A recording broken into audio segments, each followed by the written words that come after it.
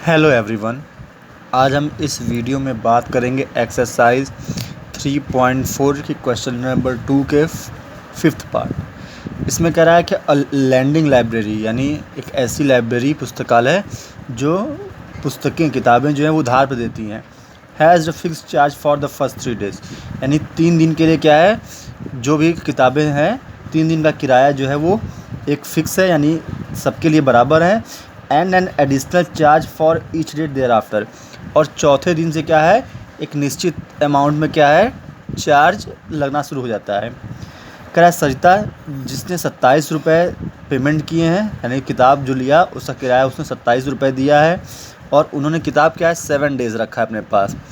और सुशी उसने क्या है 21 रुपये किराया दिया है, जबकि किताब जो है उसने 5 दिन रखा है। तो कह रहा है कि 3 दिन का फ़िक्स चार्ज कितना है और उसके बाद हर दिन कितना चार्ज लगता है। एक उदाहरण के तौर पे मान लेते हैं। मान लीजिए कि आपने एक किताब 4 दिन के लिए अपने पास रखी, ठीक है। इस 4 दिन में कह रहा है कि 3 दिन का आपका एक निश्चित अमाउंट है, वो आपको पड़ेगा ही पड़ेगा, और उसके बाद जितने भी दिन हैं उसका क्या है एक निश्चित अमाउंट क्या है आपको देना पड़ेगा। सपोज़ कर लीजिए कि मैंने एक किताब ख़रीदा, तो चाहे मैं 1 दिन रखूँ चाहे 3 दिन रखूँ, 3 दिन का तो आपको किराया एक बार में देना ही देना है। और अगर 3 दिन के बाद अगर आप क्या है कोई किताब उधार अपने पास रख रहे हैं, तो हर दिन का एक निश्चित चार्ज 5 रुपये 10 रुपये जो भी है वो हर दिन एक निश्चित चार्ज पेमेंट करेगा। जैसे उदाहरण के तौर पे अगर मैं मानूँ तो यहाँ पे 2 लोग हैं, एक सरिता है और एक सुशी है।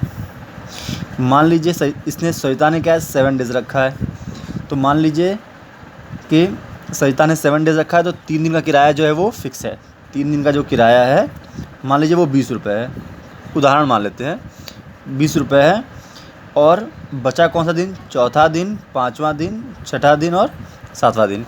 चौथे दिन का जो किराया है वो 5वें दिन का भी उतना ही किराया होगा, छठे दिन का भी उतना ही किराया होगा और 7वें दिन का भी उतना ही किराया होगा। और क्या है, इनको मिला कर जो भी इसका किराया होगा उसको मिला के 27 दिन का 27 रुपये वो पेमेंट कर रही है। वैसे ही सूजी जो 5 दिन अपने पास किताब रखी है, 3 दिन का क्या है एक फ़िक्स, जैसे इसने 20 रुपये दिया है इसको भी 20 रुपये ही देने पड़ेंगे, और चौथे और 5वें दिन का जो किराया है वो कुछ देगा और 21 रुपये हो जाएगा। तो इसके आधार पे क्या है हमें क्वेश्चन सॉल्व करना है। तो हम चलिए मान लेते हैं कि फ़र्स्ट 3 डेज़ का जो किराया है, फ़र्स्ट 3 डेज़ का जो चार्ज है वो एक्स रुपीज़ है, ठीक है। अब क्या बात करेंगे, और उसके बाद ईच डे है, उसके बाद के जितने भी दिन हैं उसका किराया जो है वो वाई रुपीज़ है। 3 दिन का फ़िक्स किराया 3 रुपये है, और उसके बाद का जो किराया है हर दिन का वो वाई रुपीज़ है। अब हम बात करें अगर सरिता की, तो उससे 27 रुपये में पेमेंट किया है। यानी अब सरिता के केस में देखो, सरिता के पास क्या है 7 डेज़ के लिए किताब थी। 7 डेज़ के लिए क्या है 3 डेज़ का तो फिक्स है कि ये एक्स है, बाकी 4th day, 5th day, 6th day और 7th डे का तो हर दिन किराया वाई रुपये माने हैं। तो यहाँ का वाई, यहाँ का वाई और यहाँ का वाई और यहाँ का वाई, यानी वाई रुपीज़ उसको चौथे दिन भी देना पड़ा होगा, वाई उसे 5वें दिन भी देना पड़ा होगा, वाई उसे छठे दिन भी देना पड़ेगा और 7वें दिन।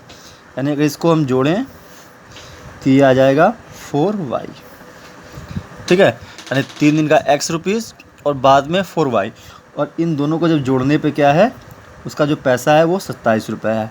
तो इसी को इक्वेशन में लिख देना है। इक्वेशन क्या लिखना है, इक्वेशन लिखना है कि x plus 4y is equal to 27। यानी 3 दिन का x और उसके बचे हुए 4 दिन का 4y हिसाब से 27 रुपये पेमेंट करना पड़ा। ये इक्वेशन फर्स्ट हो जाएगा। अब सेकंड इक्वेशन देखो। अब क्या है कि जो सरिता है उसका तो मैंने इक्वेशन बना लिया था कि x प्लस 4y है, x मतलब 3 दिन का और अगले 4 दिन का 4y 27 रुपये। अब सुशी जो कि 5 दिन रखा है किताब, उसने भी क्या किया 3 दिन का तो x रुपये पेमेंट किया होगा, जो 3 दिन का फिक्स चार्ज है।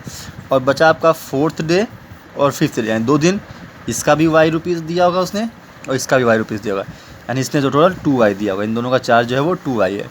यानी सूजी का x plus 2y is equal to कितने रुपये था, 21 रुपीज़ था, 21 आया। इक्वेशन सेकेंड हो गया। यानी इक्वेशन फर्स्ट था x plus 4y equal to 27 और x प्लस 2y इक्वल 21। अब देखिए x का कोफिशिएंट बराबर है। अब यहाँ पे एलिमिनेशन मेथड यूज़ कर लीजिए, विलोपन विधि